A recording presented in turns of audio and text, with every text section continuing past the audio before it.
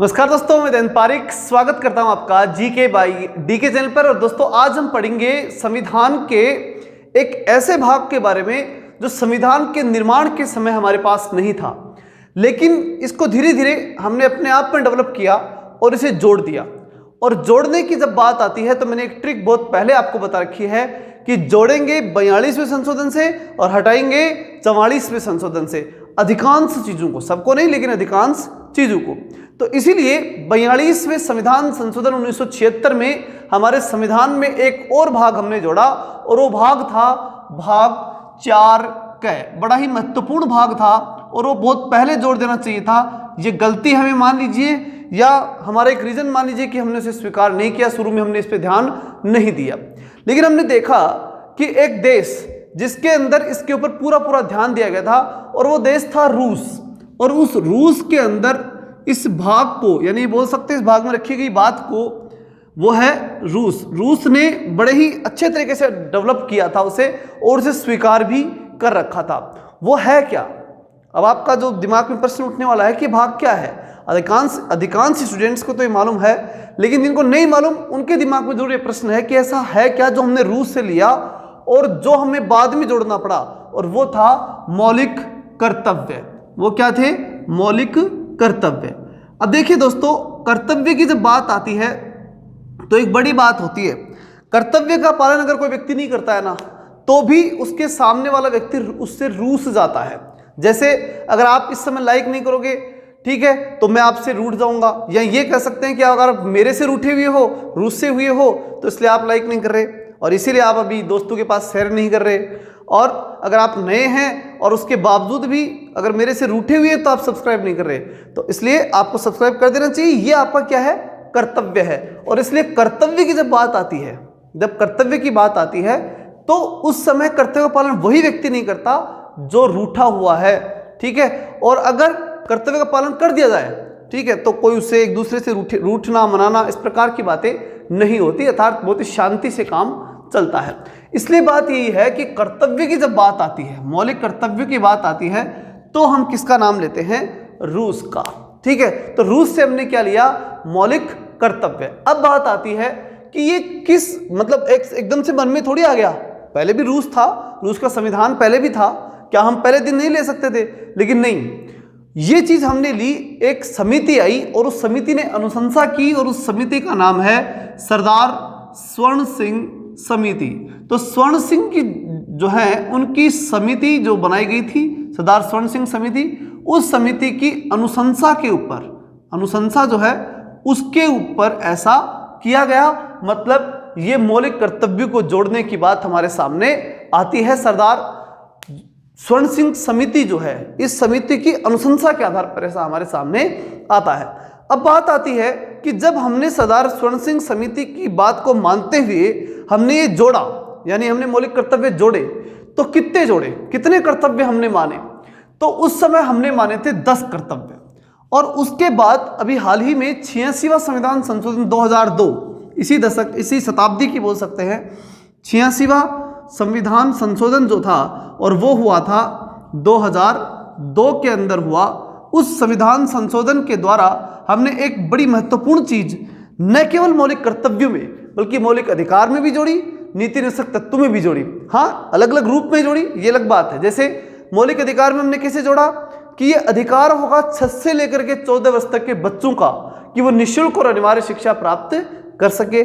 Article 21 क में हमने पढ़ा है। उसके बाद नीति निरसक तत्वों में आर्टिकल 45 के तहत इसमें थोड़ा और सुधार करते हुए हमने वहां ये लिखवाया कि 6 वर्ष से कम आयु के बच्चे, यानी आंगनबाड़ी, वहां 6 से 14 नहीं बल्कि 6 से कम जो आयु के बच्चे हैं उनके पालन पोषण की हमने बात रखी आर्टिकल 45 के तहत। तो वहां पर फिर बच्चों की बात हमने की। उसके बाद में तीसरा, अच्छा, निर्देश की बात जब आती है, नीति निरसक तत्व, तो निर्देश किसे दिए गए? निर्देश दिए गए राज्य को। अधिकारों में अधिकार किसको मिला था? बच्चों को। और अब कर्तव्य है, तो वही बात 86वें संविधान संशोधन के तहत वही कर्तव्य किसको दिए गए? अब ये कर्तव्य किसके लिए फिक्स किए गए? और वो थे जो माता पिता हैं। ये कर्तव्य किसके लिए किए गए? माता पिता के लिए। मतलब माता पिता जो हैं वो उनका कर्तव्य है। उनका क्या है? कर्तव्य। और क्या कर्तव्य है कि वो 6 से 14 वर्ष तक के अपने जो बच्चे हैं उनको क्या दे, निःशुल्क और अनिवार्य शिक्षा उपलब्ध करवाए। ठीक है, निःशुल्क शिक्षा उपलब्ध करवाए, अनिवार्य शिक्षा उपलब्ध करवाए, ऐसा इसके अंतर्गत जोड़ा गया। तो ये इसके अंतर्गत बड़ी बात थी। अब बात है कि वो 10 जो थे पहले से वो क्या थे, वो भी तो मालूम होने चाहिए। अब आप कहेंगे कि सर ऐसे तो प्रश्न नहीं पूछते, आपके अधिकांश स्टूडेंट कह सकते हैं कि सर इस 10 में से तो नहीं पूछता प्रश्न, लेकिन एक बार पूछ लिया गया। अब देखिए कंपटीशन की दुनिया है, देख सोच के तो आएंगे नहीं ना, नंबर से हैं, 10 के 10 क्रम से पूछ लिए गए, तो क्रम से भी याद रखने पड़ते हैं हमारे को। एक 10 में से चौथा नंबर का पूछा था, ठीक, कि चौथे नंबर का मौलिक कर्तव्य हमारा क्या है, तो चौथा था देश की रक्षा करना। अब था लेकिन नहीं पढ़ा। मैं खुद कह रहा हूं कि बहुत से स्टूडेंट मेरे पढ़ाए हुए थे जिनको मैंने पढ़ाया था, मैंने भी यही पढ़ाया पहले, क्या कि भाई 10 होते हैं, ठीक है, इनको तो आप याद करो मत, इनको याद कर लो, इसको याद कर लो और ये फैक्ट याद कर लो, काफी है, मौलिक कर्तव्य कंप्लीट हो गए। लेकिन उसके बाद में वहां वो क्वेश्चन गलत हो गया। उसके बाद में ये 10 पढ़ने जरूरी हुए और मैं पढ़ाता भी हूं और आपको भी मैं पढ़ाऊंगा, चाहे आप पढ़े और चाहे न पढ़े, लेकिन मैं कहूंगा मुझे विश्वास है कि आप जरूर पढ़ेंगे, इसलिए जरूर पढ़िएगा, बहुत इंपॉर्टेंट है। चलते हैं इस 10 के बारे में, ये 10 क्या है, क्योंकि एग्जाम के अंदर जब प्रश्न आता है ना तो पूछ के नहीं आता।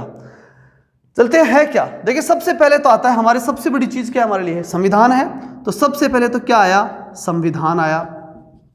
दूसरा, संविधान के अंदर, संविधान बनाया किसने, हमारे राष्ट्रीय आंदोलन के करने वाले नेताओं ने। तो उससे दूसरी बड़ी चीज आता है, पहला तो हो गया संविधान की रक्षा करना है, संविधान के ऊपर विश्वास रखना, संविधान के प्रति हमें सम्मान रखना, वो सब चीजें किस में आएंगी, पहले कर्तव्य में। दूसरा, जो संविधान के साथ साथ जो हमारे राष्ट्रीय महत्व के स्मारक, राष्ट्रीय चिन्ह, ठीक है, प्रतीक चिन्ह, ये सब जो कि संविधान से जुड़े हुए हैं, सारी चीजें उसके अंतर्गत आ गई। दूसरी चीज, दूसरा जो मौलिक कर्तव्य हमारा आता है वो क्या है, दूसरा मौलिक कर्तव्य है कि संविधान को बनवाने के लिए जो राष्ट्रीय आंदोलन हुआ उसके प्रति हमारे मन में क्या होना चाहिए, सम्मान होना चाहिए। तो ये हो गया राष्ट्रीय आंदोलन की बात। ठीक है, तीसरी बात, राष्ट्रीय आंदोलन कंप्लीट होने के बाद अगर तीसरी हम जो चर्चा करें तो वो आती है आंतरिक रक्षा, मतलब देश की एकता अखंडता को बनाए रखना। तो अंदर की रक्षा की बात है, यानी एकता और अखंडता को बनाए रखना। तो पहली बात हमने क्या की कि हम संविधान को बचाएं, संविधान के प्रति सम्मान और रक्षा का दायित्व रखें। दूसरा, हम राष्ट्रीय आंदोलन जो है वो जिन लोगों ने किया था उनका हम सम्मान करें। तीसरी बात, हमारे देश की अंदर की रक्षा। और चौथा जो है वो है देश की रक्षा, मतलब देश की रक्षा का मतलब यहाँ सीधा यही है कि बाहर से अगर कोई किसी प्रकार का भी हमारे देश को नुकसान होता है, देखिए इसमें का अंतर इतना सही है कि इसमें एकता अखंडता की बात की गई है, देश टूटे नहीं, और इसमें चाहे कैसे भी हो देश की क्या करनी है, रक्षा करनी है। ये किस में आएगा, 4 में। अब बात आती है 5, 6, 7, 8, 9 और 10। ठीक, क्या है, सुनना, इसमें ई सी ई एस 4 तो ये हो गए, पी और ए, इनके बारे में अच्छे सुनना, बहुत ही शानदार तरीके से बता दूंगा, आसानी से आपके समझ में आ जाएगा, कुछ ज्यादा लंबा चौड़ा भी काम है नहीं। देखिए, इक्वालिटी को प्रदर्शित करता है, यानी समानता को प्रदर्शित करता है। सी का मतलब है कल्चर, कल्चर का मतलब है हमारी संस्कृति की बात ये करता है, अर्थात संस्कृति के संरक्षण की बात करता है। फिर अगला ई हमें ये कहता है कि आप पर्यावरण की रक्षा कीजिए, जो एनवायरनमेंट है उसकी रक्षा करिए, ये आपका कर्तव्य है, ये सब भारतीयों का कर्तव्य है। ठीक, तो इक्वालिटी ये हमारा कर्तव्य है, संस्कृति को हम बनाए रखें, बचाए रखें, ये हमारा कर्तव्य है, पर्यावरण को बचाए रखें, ये हमारा कर्तव्य है। एस का मतलब जो है वो है कि हमारी साइंटिफिक सोच हो, एक वैज्ञानिक दृष्टिकोण हो हमारा। ठीक है, तो ये क्या हो गया, वैज्ञानिक दृष्टिकोण। ठीक है, ये हमारा क्या है, कर्तव्य है कि हम वैज्ञानिक क्या रखें, दृष्टिकोण रखें। पी का मतलब है पब्लिक प्रॉपर्टी, मतलब सार्वजनिक संपत्ति जो है उसकी सार्वजनिक जो संपत्ति है उस संपत्ति की हम क्या करें, रक्षा करें, संपत्ति के बारे में हम बहुत अधिक सेंसिटिव रहें, उसका नुकसान न होने दें। और फिर आता है ए का मतलब यहां पर यह है कि जो पब्लिक प्रॉपर्टी के बाद, पब्लिक, पी का मतलब क्या हुआ, पब्लिक प्रॉपर्टी की बात थी। ए जो है मतलब है एक्टिविटी, एक्टिविटी का मतलब होता है कि गतिविधियां, मतलब ये कि हम विभिन्न प्रकार की जो गतिविधियां हैं ना उन गतिविधियों का संचालन ढंग से करें। तो गतिविधियों का संचालन ये इसके अंतर्गत आता है, जिसमें व्यक्तिगत गतिविधि और सार्वजनिक गतिविधि हम इस प्रकार से करें कि राष्ट्र का उत्थान हो, राष्ट्र का उत्कर्ष हो, ये एक्टिविटी इसके अंतर्गत आती है। तो ए का मतलब क्या हो गया, एक्टिविटी या गतिविधियां हो गई। तो वापस देखिए इसको, देखिए ई आपको याद कैसे रखना है, ECESPA, तो 2-3 बार बोलोगे याद हो जाएगा, ECESPA, ठीक है, ECESPA। या ई का मतलब क्या हुआ, इक्वलिटी, पहले समानता की बात करना, एनवायरमेंट बाद की बात है, पहले हमारा एनवायरमेंट बिगड़ा हुआ रहेगा तो हम बाद जो प्रकृति का एनवायरमेंट कैसे सुधारेंगे, इसलिए हमारी समानता पहले होती है। तो ई यानी समानता, इक्वलिटी, फिर संस्कृति यानी कल्चर, फिर पर्यावरण एनवायरमेंट, फिर उसके बाद में एस यानी साइंटिफिक दृष्टिकोण सोच, फिर उसके बाद पी यानी पब्लिक प्रॉपर्टी, ठीक है, और सार्वजनिक संपत्ति, और ए का मतलब होता है एक्टिविटीज यानी गतिविधियां जो व्यक्तिगत और सार्वजनिक गतिविधियां राष्ट्र के उत्थान में करनी चाहिए। ये हमारे क्या है, कर्तव्यों की बात इसके अंतर्गत की गई है। तो इस प्रकार 10 जो कर्तव्य हैं जो मैंने नीचे लिखे हैं, इनको एक बार ध्यान से देख लीजिए, 10 के 10। संविधान की रक्षा संरक्षण करें, राष्ट्रीय आंदोलन, क्योंकि संविधान बनाने वाले राष्ट्रीय आंदोलन के नेता थे, इसलिए राष्ट्रीय आंदोलन के प्रति सम्मान रखें। देश की आंतरिक रक्षा के लिए हमें एकता, अखंडता, और बाह्य रक्षा के लिए या किसी भी प्रकार की रक्षा के लिए हमें देश की रक्षा, 4 तो ये हो गए, और ECESPA जिसके बारे में मैंने आपको बता ही दिया।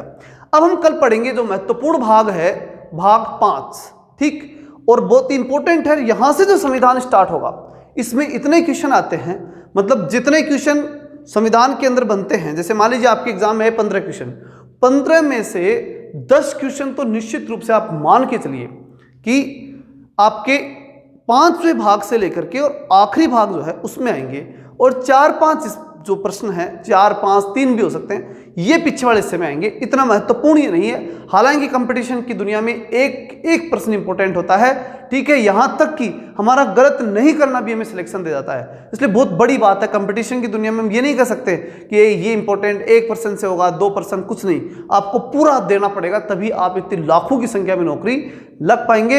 इसलिए लगातार हमारे चैनल को देखते रहिए, हमारा पूरा प्रयास रहेगा कि हम आपको सफल करा पाएं, ठीक है। तब तक के लिए जय हिंद, जय भारत।